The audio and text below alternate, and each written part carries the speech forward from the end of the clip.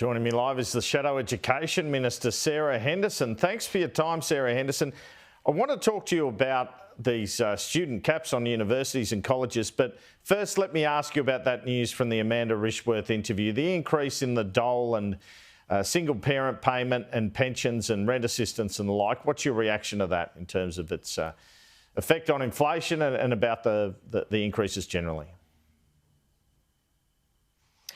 Well, Andrew, good morning and great to join you. Well, first of all, I would say this is very much business as usual. Indexation, of course, applies twice a year to all welfare payments. It happened under our government.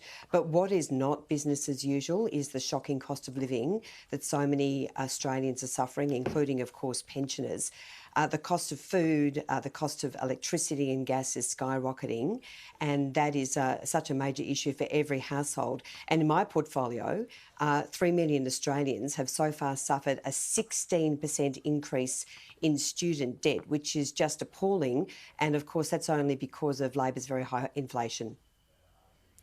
All right, well, let's talk about the announcement now Education Minister Jason Clare made during the week of the numbers around his system of international student caps for the universities. The cap has been put on at 270,000, with a group of 8 universities to see their international student intake cut by 27%, but regional universities to have theirs increased by 78%. After a few days to digest it, does the opposition support this proposal? Well, Andrew, first of all, let me say that international student caps are only necessary because of Labor's immigration mess. We've seen record immigration coming into this country, and the last data shows that something like 767,000 student visas were issued in the last 12 months. So this is absolutely out of control, a mess of Labor's own making. And frankly, what we've seen with the student cap introduced or announced by the government is more smoke and mirrors. So I agree with you on the figures that you've just cited, but what the government doesn't say is the group of 8 universities received a 34% increase in their student visas this year, and the regional unis were hit by a 37% decline. So the numbers that have been announced basically take the big end of town back to where they were last year, while the regional unis are still suffering. And we've seen what's happened under Ministerial Direction 107. The government caused enormous economic harm to the regional and smaller unis, as well as the private education providers. And I can't see that changing because their numbers are still going backwards dramatically. So do you support this proposal, though? We are still looking at the bill. There's a lot about the bill that we don't know. We do support student caps. So we've made it very clear that we are concerned about excessive numbers of foreign students in the big cities, and particularly in Sydney and Melbourne. For instance, at the University of Sydney, they're now more than 50% of foreign students at that university. Tens of thousands of students. And that, of course, is having a massive impact on housing, particularly in Sydney and Melbourne. So we do support student caps where the issue is. We do not support what the government has done to the regional and smaller unis. I mean, Jason Clare, Andrew, said this was a big win for the regions. We've just learned in the last 48 hours that Federation Uni in Ballarat has had their numbers halved. So there's so much about this bill we don't know, and that's why we are wanting to see, and I will confirm this morning, we are wanting to see another public hearing, another Senate inquiry public hearing, hopefully this week, so that we can actually learn what is going on. Because, of course, the government announced these caps one day after the last public hearing, so we were completely in the dark, and that is another transparency fail from Labor.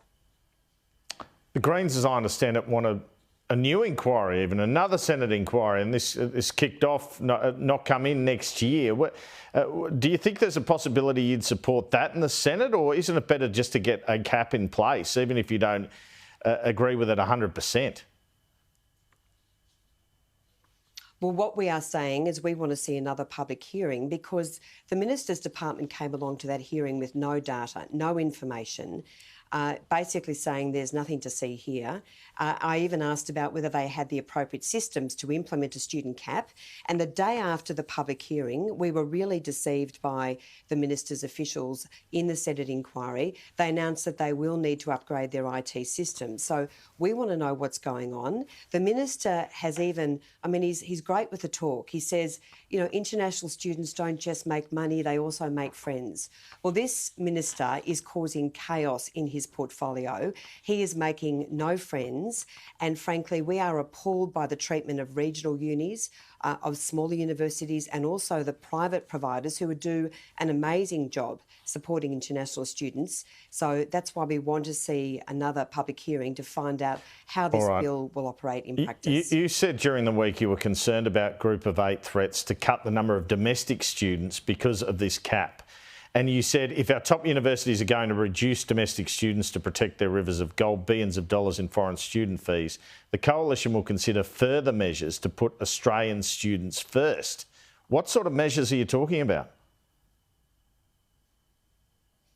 Well, what I'm saying simply is that Australian public universities funded by the taxpayer have a fundamental obligation to educate Australian students. That is their job.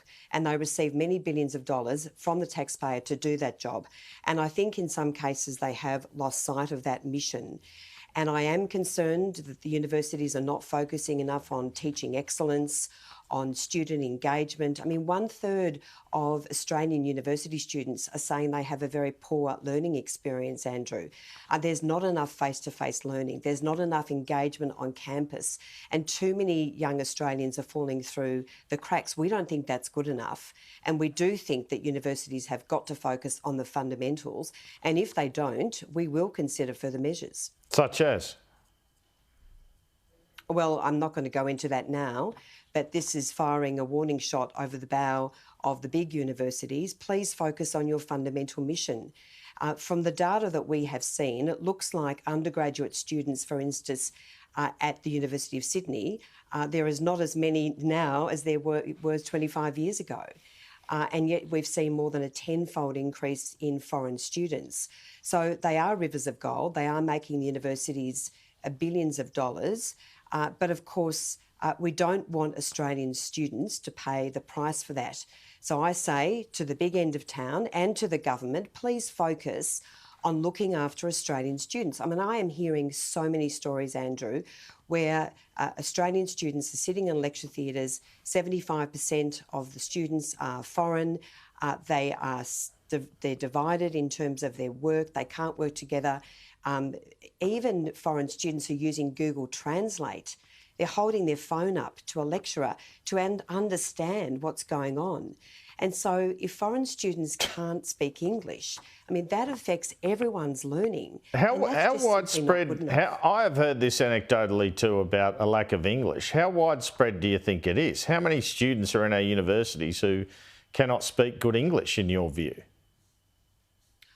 I think it is very widespread. So there was the story a few weeks ago about a young first-year commerce student at Melbourne Uni.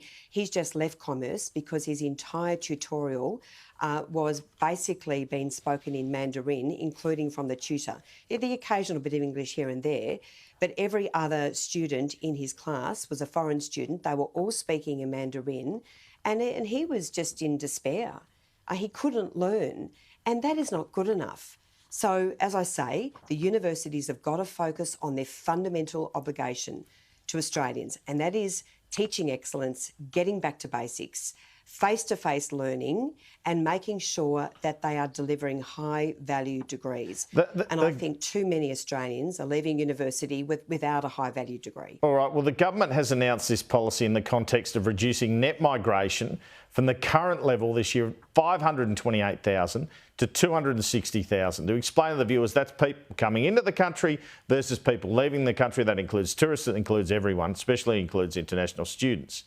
Now, Peter Dutton has said he wants to cut net migration from that 528 or that 260 to 160,000. So would you introduce even lower caps on the number of foreign students? You'd have to, wouldn't you, if elected? Well, we will have more to say about net migration closer to the election, Andrew. But what I will say now is that we are determined to stop Labor's Big Australia policy. We want a better Australia. We're not a big Australia. And frankly, these numbers have absolutely run out of control. Every single forecast the government talks about is wildly off the mark. And, you know, as I say, Australians have got to be able to access, and those who come to this country have got to be able to access basic services, getting to the doctor, finding a house to rent. So, I mean, in places Sarah like Henderson, sorry to interrupt, but your student cap would be under 270,000, wouldn't it? It'd have to be. I'm not saying what it would. I'm not saying what it would be, Andrew, at this stage, because frankly, there is so much about what the government is doing that we do not know. And of course, this bill allows them to make all these covert, secret arrangements with every single university under the cover of darkness. So I've approached universities saying, "What is your cap?" And they won't tell me. Some will tell me.